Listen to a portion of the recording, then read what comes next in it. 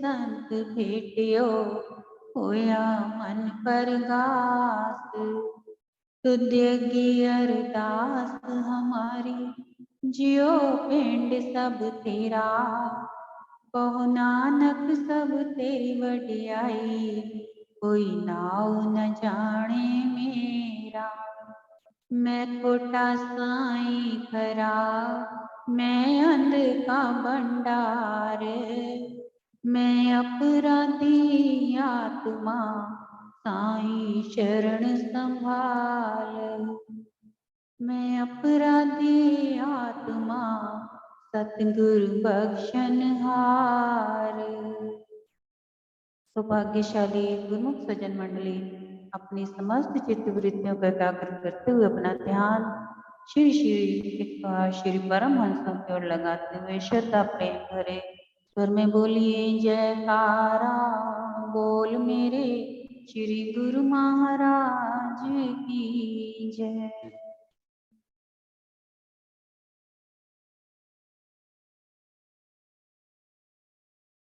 जग में आए क्या किया तन पालाया पेट।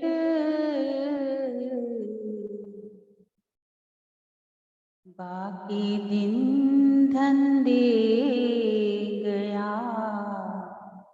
रैन गई सुख लेट। कृपा होवे जब सतगुरु की आप ही बनत बनाए। आप ही जीवों को जीवन दान कराए।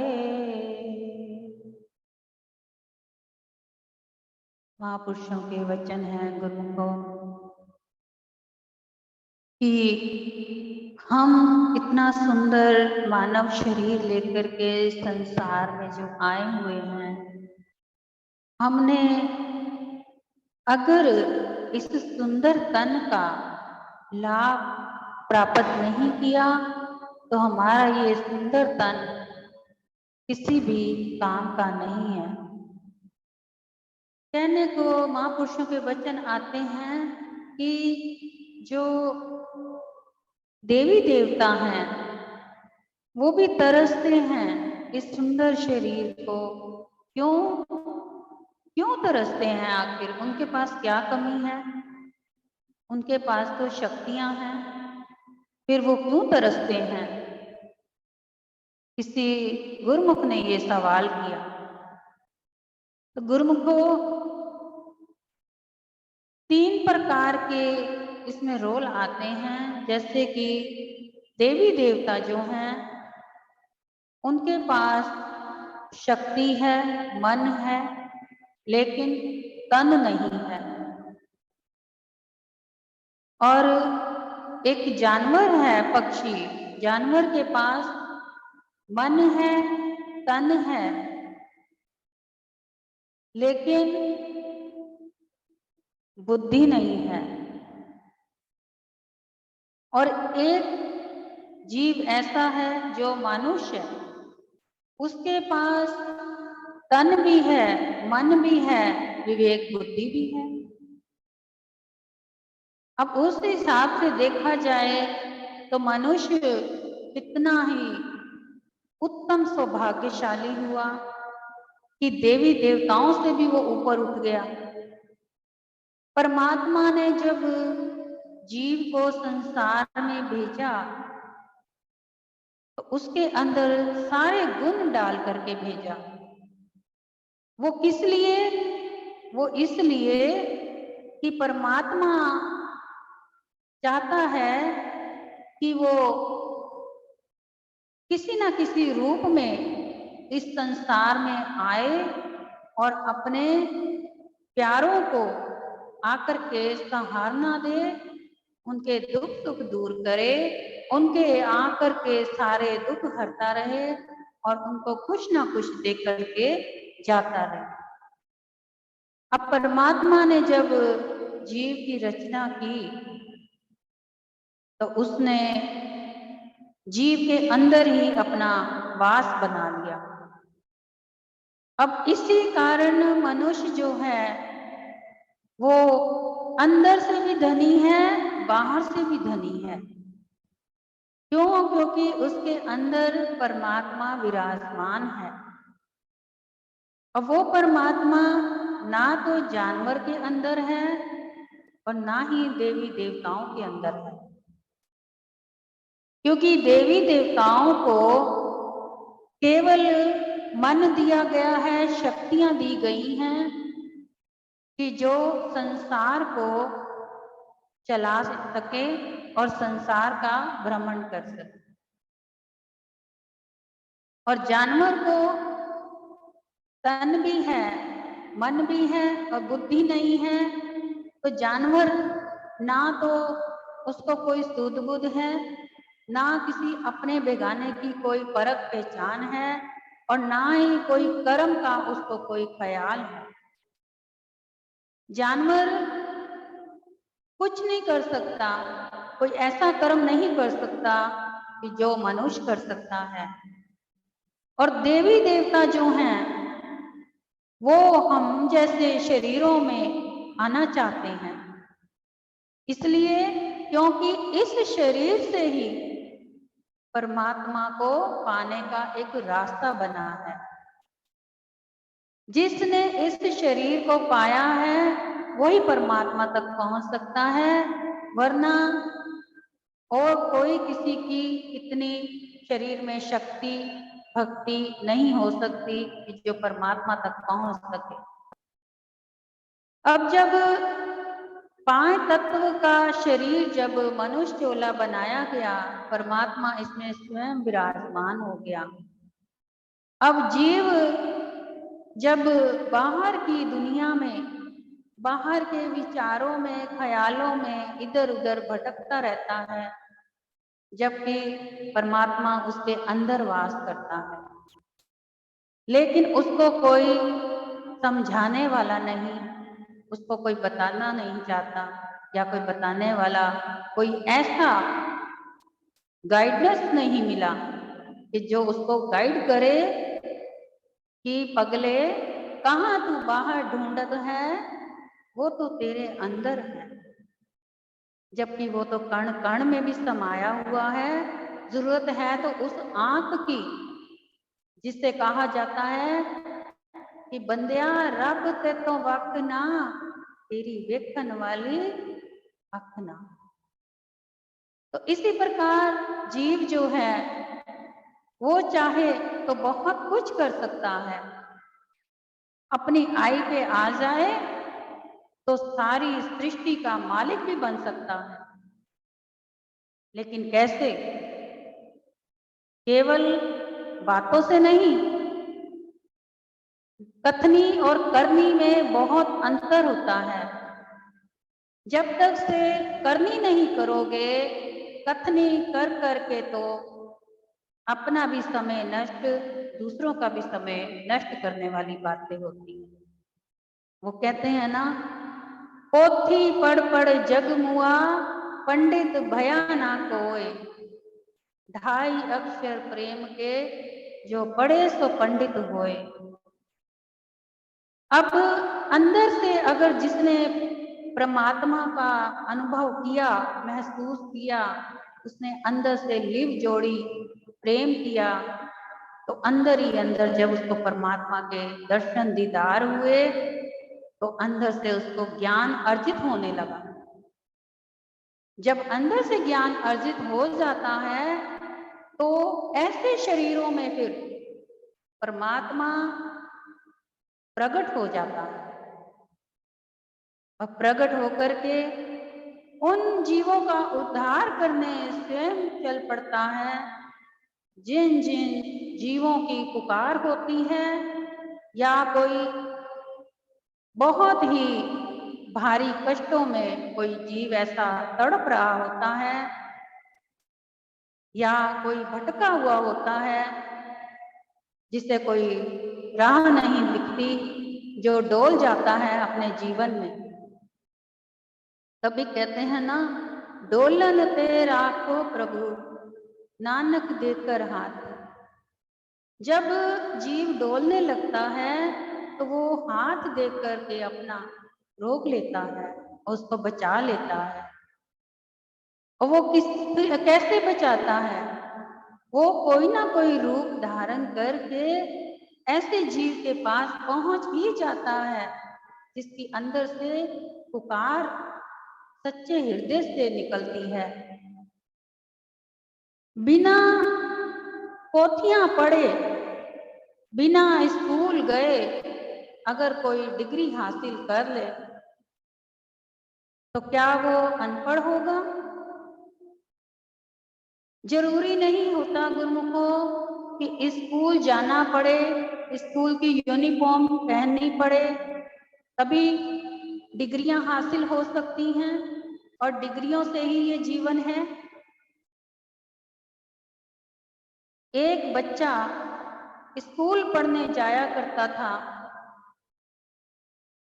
कि किसी कारणवश वो आगे की पढ़ाई नहीं कर पाया, घर की कोई मजबूरी कह लो या कुछ भी। जब वो स्कूल जाता तो उसके पास यूनिफॉर्म नहीं होती थी, तो इसलिए उसकी क्लास टीचर जो थे उसको क्लास से बाहर निकाल दिया करते थे, इसलिए कि तेरे पास स्कूल की ड्रेस नहीं है, बिना ड्रेस के तू यहाँ क्लास में नहीं बैठ सकता। अब उस बच्चे के अंदर लगन थी पढ़ने की, लेकिन उसकी लगन पे किसी टीचर ने गौर नहीं किया और उसको स्कूल से बाहर कर दिया। और जब वो बच्चा अपने घर आकर के अपने अंदर ध्यान में प्रभु को याद करता हुआ उसके सिमरन में लग गया, तो ना जाने धीरे धीरे धीरे धीरे कितना उसके अंदर ज्ञान अर्जित हुआ। प्रभु की कृपा हुई जब, तो उसको ना जाने हर प्रकार का ज्ञान आ गया और ऐसा ज्ञान कि जिसमें कि डॉक्टर भी बन गया, वकील भी बन गया और पायलट भी बन गया। सब कुछ काम करने की उसके अंदर एक हिम्मत सी आ गई, जागृति पैदा हो गई, ज्ञान अर्जित हो गया, यानी कि साइंस विज्ञान क्या क्या कुछ उसके अंदर जागृत हुआ। तो ये क्या किसका नतीजा था? सच्ची लगन का, अंदर से प्रीतम के सच्चे प्रेम का।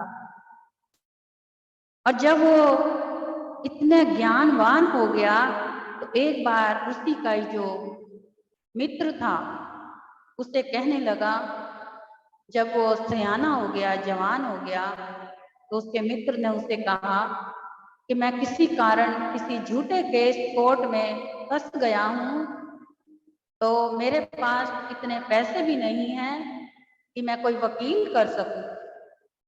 तो उसने कहा, भाई तेरे अंदर तो इतनी अच्छी अच्छी क्वालिटियां हैं कि तू वकालत भी लड़ सकता है, डॉक्टरी भी कर सकता है, चाहे तू क्या नहीं कर सकता।